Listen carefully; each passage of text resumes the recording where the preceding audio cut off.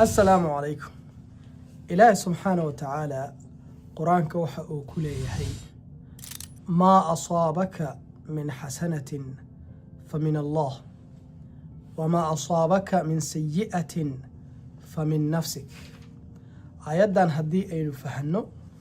هدي أينو كفكرنو معنى هذا وحنوصو بحي وح عجيب إلهي سبحانه وتعالى وحو ليهي وحو البؤ ونعكسن مركا أي ku yimaadaan marka ay ku haleelaan waxay ka yimaadeen xagga Ilaahay subxaanahu wa ta'ala wax walba oo xumaan ahna ama si ka noqday markii ay ku haleelaan ama ay ku yimaadaanna waxay ka yimaadeen xagga nafsadaada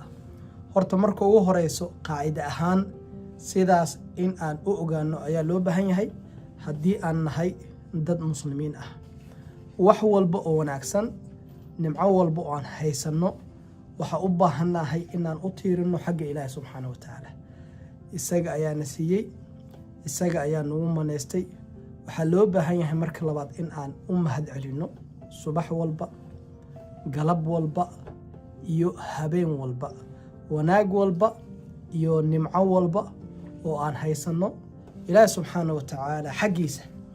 ayay nooga yimaadeen dhinaca kalena waa inaad fiirisaa opposite-kana waa run waxa weeyaan wax walba oo xumaan ah oo adiga ku haleelay adiga kuu dhacay adiga gaabis kuu yimid weeyaan xagga nafsadaada ayay ka yimaadeen marka waxaa loo baahan yahay inaad nafsadaada eedeysid qof kale ha eedeenin sidoo kale waxaa loo baahan yahay inaad fadhiisatid oo aad ka fakartid qalad waxay aad samaysay sida aad u qaladay iyo sida aad mar labaad u wanaajin kartid marka nafsadaada mar walba eedee xaggaas haddaa ka imaatid oo qaacidadaas aayaddaas ay sheegayso aan qaadano waxaan isleeyahay wanaag badan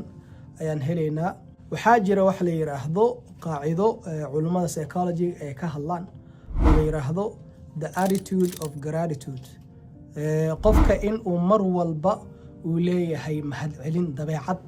iyo caado mahad celin ah qofka marka uu qaacidadaas barto caafimaad fara badan ayuu ku helayaa wanaag fara badan ayuu ku helayaa caafimaadkiisa xagga maskaxda ah aad ay u fiicnaanaysaa oo qofka waxa weeye mar walba waxa la sheegaa uu noqdo qof mahad celiya caafimaad ahaan waxa weeye dareen ahaan maskax ahaan waxa uu noqonayaa qof nool waxa uu noqonayaa qof waxa weeye nolosha macno u leh wuxuu noqonayaa qof nolosha ka mahad celiya sidoo kalena xataa waxa la sheegaa qofka physical healthigiisa caafimaadkiisa caadiga ah in waxyaalo far badan oo sida dhiikarka sonkorta yacni waxyaalaha noocaas oo kale oo qofka bini aadamka ku dhaca qofka marka uu mahad celiyo qof waxa waaye mahadnaq leh shukri leh uu noqdo inay xataa hoos u dhacaan studies iyo cilmi baaris fara badan oo sheegaya ayaa jira sidoo kalena qofka mahadnaqa waxaa la yiraahdaa way u fududahay bulshada in uu ku dhex noolaado marka qofka markuu la yimaado qaacidada ah the attitude of gratitude waxaa u sahlanaanaysa nolosha in uu si fiican ugu noolaado waxaa u sahlanaanaysa qofka sidii Ilaahay subxaanahu wa ta'ala nolosha uu naga doonayay in uu u noolaado waxaa u sahlanaanaysa qofka in uu fahmo آيادان أن مانت كشيكينين أو ما أصابك من حسنة فمن الله وما أصابك من سيئة فمن نفسك ومعنى هذا مركل هذا كسوع لنا وحول بؤ وناكسن حق إلهي أي كاي مادين وحول بؤ مركز حماته حق نفس هذا أي كاي مادين وحنجعلها هي آيادان إن أن معنى هذا أن وحير كفهني واسكو إيمان دوننا مركلة خير بدن بأمير الجينية والسلام عليكم ورحمة الله وبركاته.